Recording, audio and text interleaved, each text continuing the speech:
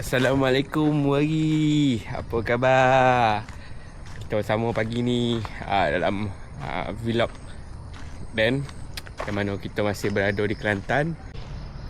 Kita nak ke pantai kejap. Lepas tu baru gorak balik. Alamak, tu apa bondo lah tu, kambing kau. Saya ni dah lah polik-polik tengok bondo ni.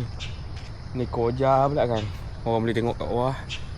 Ini dipanggil apa nama ni? Tali air untuk ke laut tu.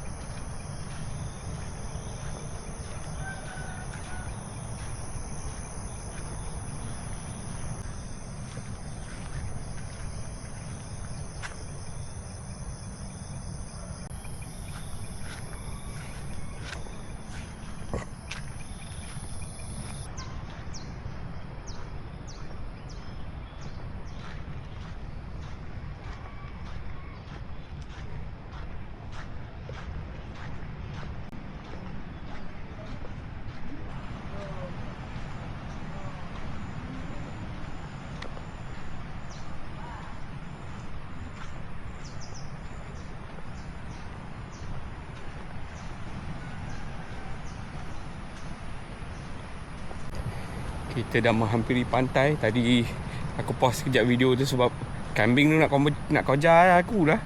Takutlah aku. Macam nak kambing memandang kan. Ini koja kan, dah satu kojo pula nak berlari kan. Suasana di sini ombak kuat tu. Subhanallah. Pantai ni tak boleh mandi sebab air kat sini laju. Tak pernah mandi kat pantai ni. Ada yang rasa macam tak selamat mandi kat sini kan. Look at this. Pantai Melawi. Betul-betul belakang rumah mak tua dia. Yang mana kita shoot menggunakan Insta360 S Pro 2. Jadi korang boleh dengar lah bunyi bising air. Sama dengan dia nak test lah mic dia, sama ada bunyi air ni dapat tangkap atau tidak, detect ke tidak suara dan apa semua kan. Jadi keadaan di sini macam inilah.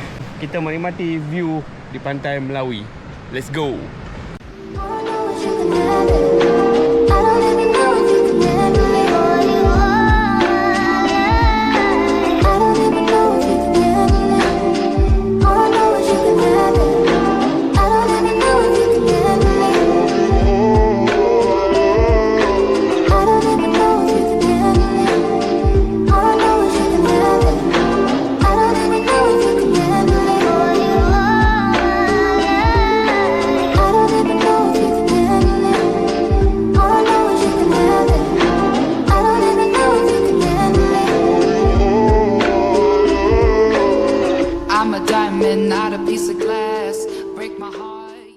Alright guys, sampai sini video untuk vlog kita kali ni.